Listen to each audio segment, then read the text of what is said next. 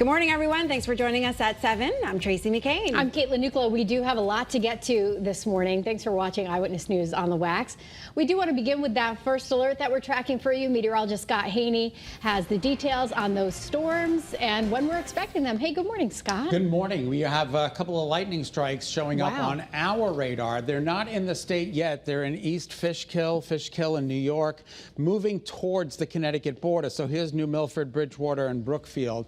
Nothing yet in our state, but this is starting to materialize and racing towards us. So we're going to keep a very close eye on it. Now you can see 3 lightning strikes, 1, 2, and 3. Whenever you see lightning or hear thunder, remain indoors, okay? First alert weather day, downpours and storms, expecting 2 to 4 inches of rain.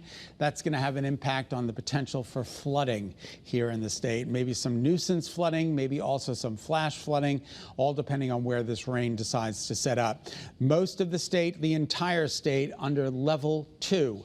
For excessive rain. That's not good. Level 1 to the north, level 2 over Connecticut, level 3.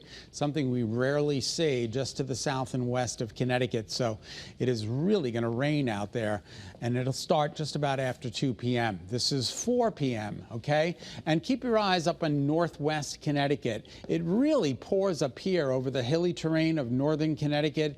It's coming down to beat the band. This is 1 a.m. tomorrow morning, and then by 8, 9 o'clock, it's all starting to shut down, which is some good news, but nonetheless, we are expecting anywhere from 2 to 4 inches in this particular area, 1 to 3 in central, maybe 1 to 2 in southeast Connecticut. So everybody's going to get a good, drenching, soaking rain.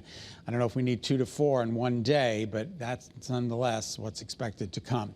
Your forecast for today is significantly cooler than yesterday. We're going to be in the mid to upper 70s today, maybe an 80-degree reading along the shoreline, but it's going to be muggy, and that mugginess will tend to make these temperatures feel a little bit warmer, so play accordingly. Your 7-day forecast is right around the corner. 7:03 is now the time on the Wax. Good morning, Kate. All right, good morning, Scott. Good morning, everyone. Following a breaking first alert here on the roadways as you're heading out in Hartford, 91 southbound between exits 33 and 32. We've got the right lane blocked off. It looks like a portion of that fire truck over into the center lane as well. So traffic is merging into the far left-hand side of the interstate here. Again, this is in Hartford, 91 southbound, right around exit 33 here this morning. So emergency crews on scene. We're also dealing with the first alert. We've been following this for you for several hours now in Enfield. Earlier, a tractor-trailer fire still has a lane blocked off in Enfield 91 southbound between exits 49 and 48. Rest of the state, though, not doing bad. We're taking a live look outside in Vernon, 84 east and westbound here in Meriden, right on the 691-91 interchange, and New Britain here along Route 9. A lot of daytime construction expected to pick up probably about 8:30, 9 o'clock, and the normal delay is about an hour-and-a-half ride. New Haven to the George Washington Bridge on 95 southbound. Rest of the state is nice and quiet. That's a quick check at your Connecticut Chevy First Alert traffic report, driven by your Connecticut Chevy dealers. News breaking overnight in Windham County, where crews are now looking into what started a fire at a historic barn. Yeah, your reporter Taylor Knight is live in Ashford with the very latest. Taylor, we can see a ton of damage there now. Caitlin, Tracy, this house was a barn built nearly 100 years ago, converted into a house in the 40s, according to Preservation Connecticut, and now it is just destroyed. You could see it's still smoking. Smoke is rising from that second floor area there. Fire crews have all left at this point, but we do have some pictures of what it looked like here just a few hours ago. Mansfield Deputy Fire Chief Kevin Danielson told Channel 3 that one person was home when that fire started very early this morning. That person was able to get out okay, and they are now staying at a neighbor's house.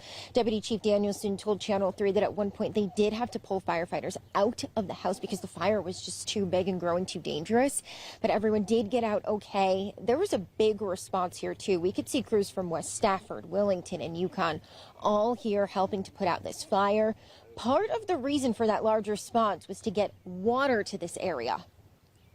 We are in a rural area, so we have to depend on 3,000-gallon tankers and local rivers and streams and ponds. So far, no word yet on what may have caused this fire at this historical home. Your reporter live in Ashford, Taylor Knight, Channel 3 Eyewitness News. Right, Taylor, thank you. Today, the man accused of setting his mother's West Haven home on fire is expected to face a judge. Theodore Lloyd is charged with arson and concealing a criminal act. He's pleaded not guilty. Investigators say they found his mother's remains inside the home in March and expect to file more charges. Well, this morning, Plainville firefighters are showing that they remain available at a moment's notice for the community, even as they continue to mourn the loss of one of their own. They rescued a dog from a house fire on Strong Court yesterday afternoon. A number of other agencies helped as well with the response. This is the first fire since the death of Raymond Moreau. Some members are still out. They're planning his funeral on Saturday. A heads up, if you take the train to and from New York, taking the Metro North Line from New Haven to New York will soon cost you more. Officials approved the increased prices by 5% in September and another 5% next July. Transportation leaders say a budget shortfall forced them to decide between raising prices and cutting services. Well, right now, Manchester police are looking for a driver who they say hit an unoccupied police cruiser about 8 o'clock last night. Pinpoint News Tracker here shows you where it happened on Lydell Street. The driver did not stop. We're told no one was hurt. Right now, the New Britain YWCA remains closed for a second day and is facing questions over its emergency response protocols after a 2-year-old child died from choking while in the facility's care. The state has several rules that child care centers must follow to be prepared for an emergency. At least one staff member must be certified in CPR and children's first aid, and all employees have to take a health and safety training course. An I-team investigation found the daycare has faced at least 6 complaints about a lack of supervision between 2021 and 2022. The staff members involved were disciplined or fired in those incidents. For parents wondering about their child's daycare, you can always visit the 211 website and look up your facility's history of complaints. An investigation is happening right now on Block Island after a deadly plane crash. Officials say a small plane traveling from New York State crashed near the runway to Block Island State Airport yesterday. One person died while he was being taken to the hospital and 2 others were hurt.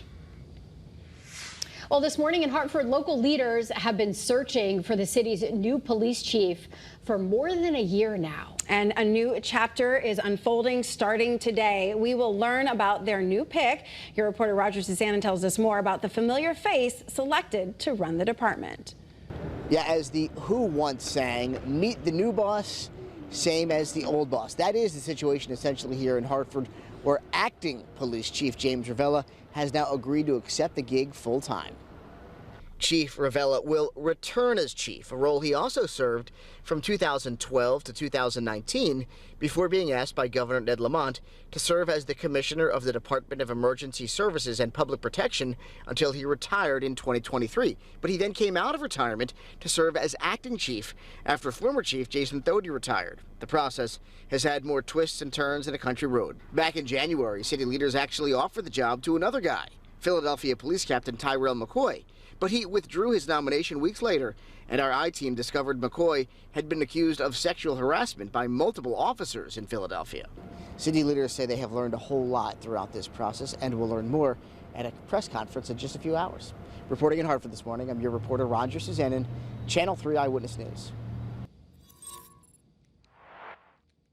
All right, this morning, the attorney for the Waterbury woman accused of holding her stepson captive is pushing back against some state lawmakers. Kimberly Sullivan's attorney says the calls for more oversight for the Department of Children and Families go against the findings of the department's own investigation. The department did not uncover any evidence of abuse when officials visited Sullivan's home. The alleged victim weighed less than 70 pounds when he was rescued after starting a fire at the home. Sullivan is due in court next month. All right, we're giving you the first alert to heavy rain today and possible flooding as parts of our states continues to clean up from damage from last night's storms. Yeah, take a look at some video here from Rubber Avenue in Naugatuck. That's where a tree came down on a utility pole. That pole started to smoke. One neighbor described seeing that pole sparking several times and said it looked like fireworks. According to Eversource, there are no outages in Naugatuck this morning. Well, this morning, interest rates remain unchanged as the Federal Reserve waits to see how new tariff policies will impact inflation. Inflation has ticked back up slightly in the past couple of months. President Trump pushed the Fed to lower interest rates, which would lower borrowing costs for mortgages and car loans.